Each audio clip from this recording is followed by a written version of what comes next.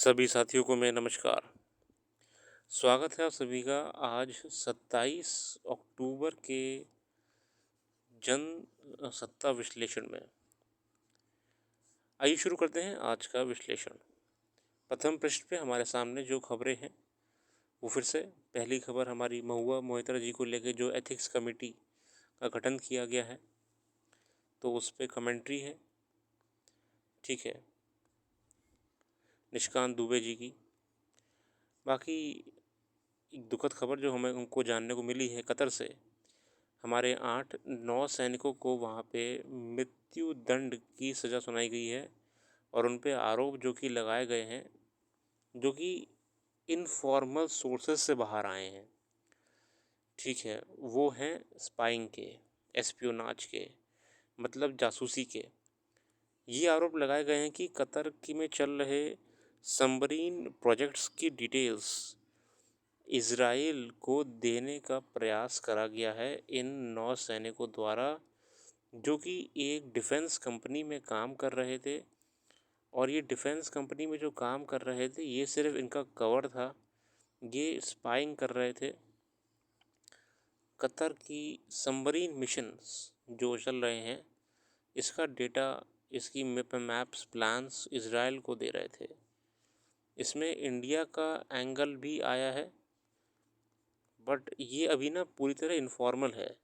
बात क्या है कि कतर गवर्नमेंट ने जो चार्जशीट होती है वो पब्लिक करी नहीं है अभी तक। कि देखिए चार्जशीट क्या होती है। चार्जशीट वो डॉक्यूमेंट होता है जिसमें फाइनली कोई भी पुलिस या कोई भी अथॉरिटी जो अरेस्ट करती है वो आप पे आरोप तय करती है कि अगर मैंने इस व्यक्ति को अरेस्ट करा है तो मैंने उसको इन इन धाराओं के अंतर्गत अरेस्ट करा है। साथियों, ये होती है चार्जशीट। मगर कतर गवर्नमेंट ने ये चार्जशीट पब्लिक नहीं करी है और जो भी खबरें हमको मिली हैं ये इनफॉर्मल सोर्सेज से मिली हैं। ठीक है, तो इसमें स्पाई, जासूसी का आरोप लगा है। अल जज़ीरा की रिपोर्ट के मुताबिक कतर जिन पनडुब्बियों का सौदा कर रहा है वह कथित तौर पर U-212 पनडुब्बी का छोटा संस्करण है। रिपोर्ट में कहा गया था कि इजराइल पर मध्य एशिया में सैन्य प्रौद्योगिकियों को रोकना चाहता है क्योंकि इसके डर है कि इससे उसकी सैन्य बढ़ कम हो सकती है। तो ये बहुत ही गंभीर आरोप लगे हैं हमारे 9 सैनिकों पे।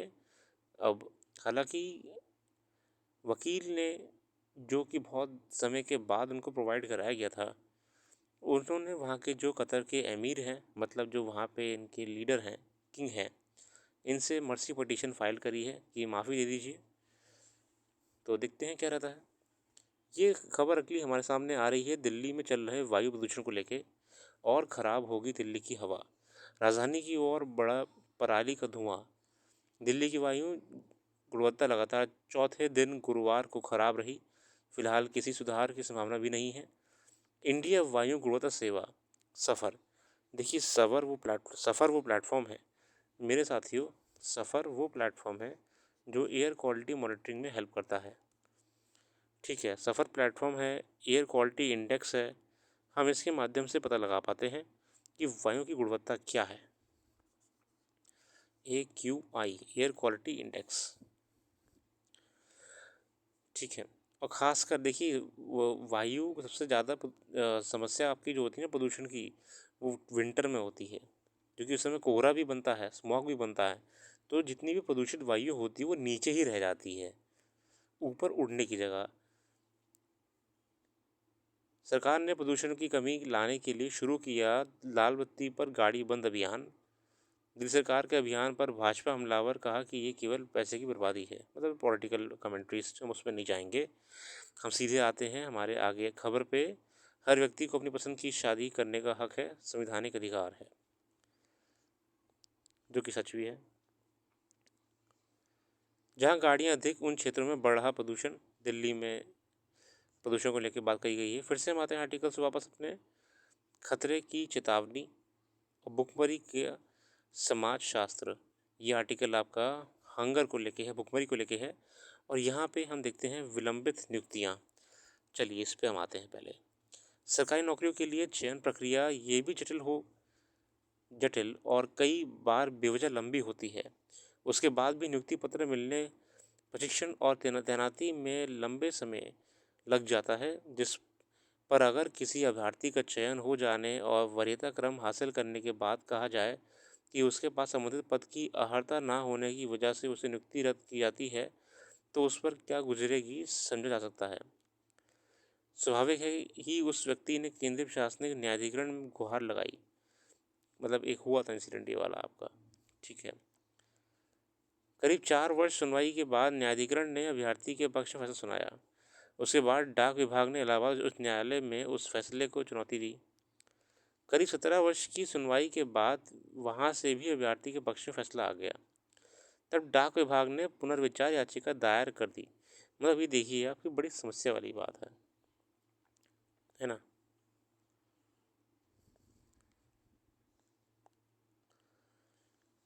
मतलब कि 28 वर्ष पहले डाक विभाग में चयन हुआ था, मगर प्रशिक्षण पे पहले कहा गया कि उसके पास उचित डिग्री नहीं थी। सोचिए आप, 28 वर्ष पहले, मतलब नौकरी तो देनी ही नहीं डाक विभाग को।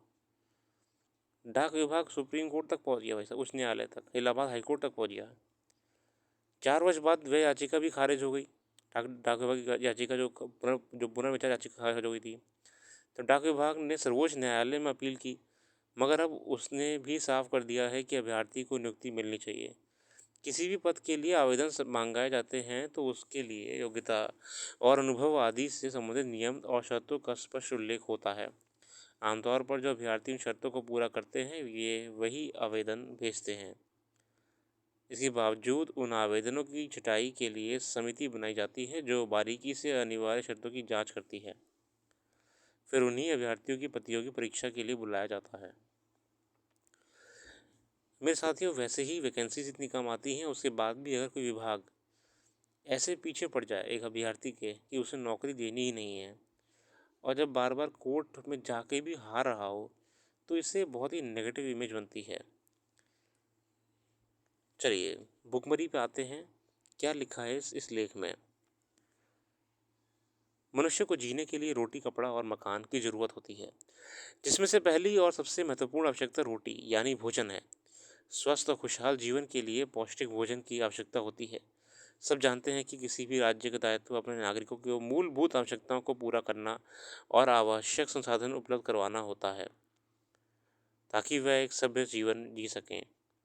कृषि उत्पादन के क्षेत्र में भारत आत्मनिर्भर माना जाता है। यहाँ प्रति व्यक्ति आय में वृद्धि होने के बावजूद लाखों बच्चे और महिलाएं भूख से पीड़ित हो और असमय काल का ग्रास बनने को बाध्य हैं। हाल ही में जारी वैश्विक भूख सूचकांक 23 रपट में 125 देश की सूची में भारत 111वें स्थान पर आया। मतलब जो वर्ल्ड हंगर इंडेक्स था उसमें इंडिया का रैंक था 111, जो आपका वर्ल्ड हंगर इंडेक्स था।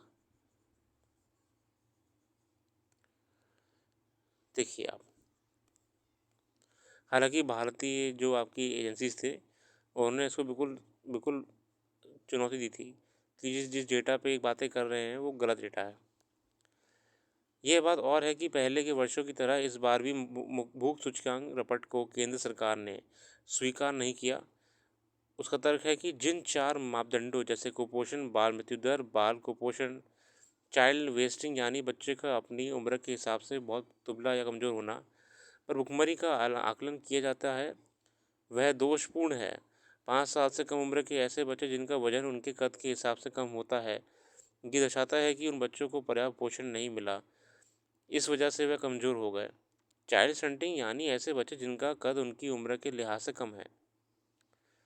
जिन बच्चों के लंबे समय तक पोषण की कमी होती है उनमें स्टंटिंग की समस्या देखी जाती है। पिछले वर्ष 2022 में 121 देश की श्रेणी में भारत 107वें स्थान पर था। 2021 में 101वें स्थान पर था। 2020 में 94वें स्थान पर था। इस रिपोर्ट के अनुसार भारत का भूख का स्तर 28.7 अंक है, जो गंभीर स्थिति का व्यक्त करता है। और इन्होंने हमको बहुत ही सीवियर कैटेगरी में डाला था। सीवियर मतलब, ठीक है। तो ये इंटरनेशनली कभी कभी क्या होता है कि ये सब पॉलिटिकली भी कराया जाता है, ठीक है। इसमें छुपी होती है डिप्लोमेसी। कि हम इस देश को कमज़ोर दिखाते हैं, रिपोर्टों में इस देश को हम परेशान करते हैं गलत रिपोर्ट भेज भेज के। हालांकि भारत ने क्लियर कर दिया है कि भारत ने भुखमरी को मिटाने के लिए बहुत प्रयास करे हैं, और साथ ही साथ भारत ने भी साथियों ये सुनिश्चित करा है कि स्कूल के माध्यम से, मिड डे मील के माध्यम से हर संभव बच्चे को बेस्ट से बेस्ट न्यूट्रिशन प्रोवाइड कराया जाए।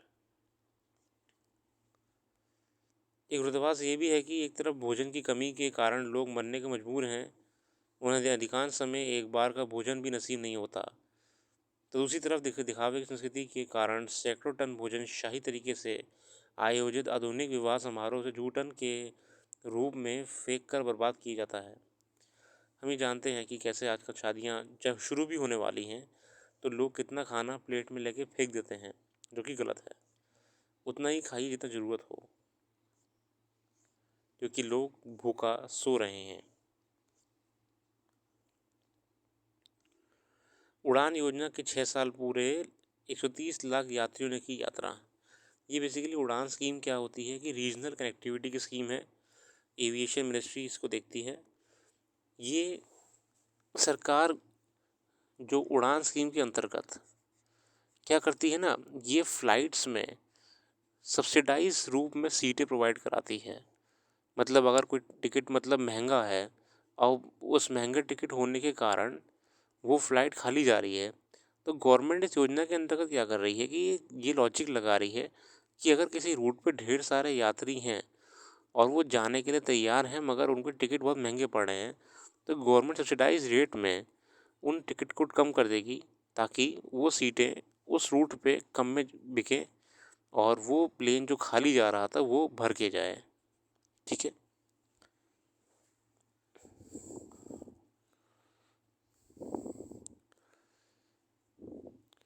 प्रधानमंत्री नरेंद्र मोदी ने 27 अप्रैल 2017 को, देखिए आप कितना पुराना योजना है ये, 2017 को ये योजना शुरू करी गई थी।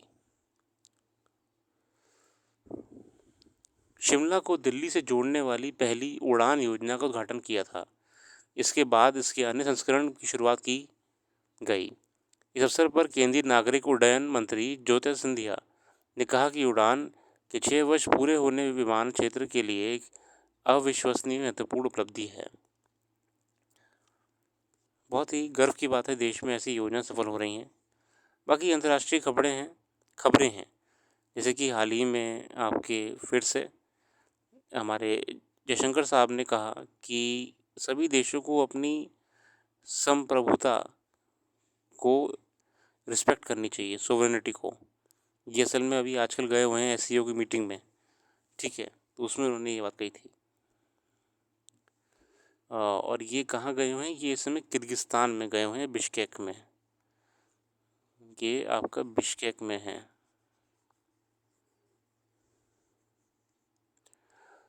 ठीक है, किर्गिस्तान में।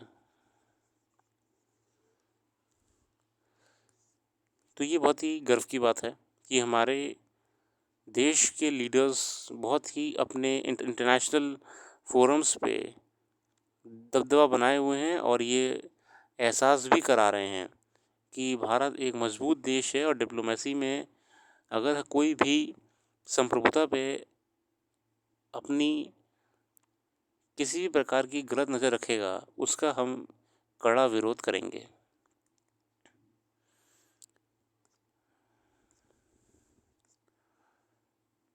बाकी ये खेल खबर क्रिकेट को लेके है जो कि इतनी इंपॉर्टेंट नहीं है। आज के लिए हम इतनी रखते हैं। अपना कीमती समय देने के लिए बहुत बहुत धन्यवाद। आप सबका दिन बहुत शुभ हो।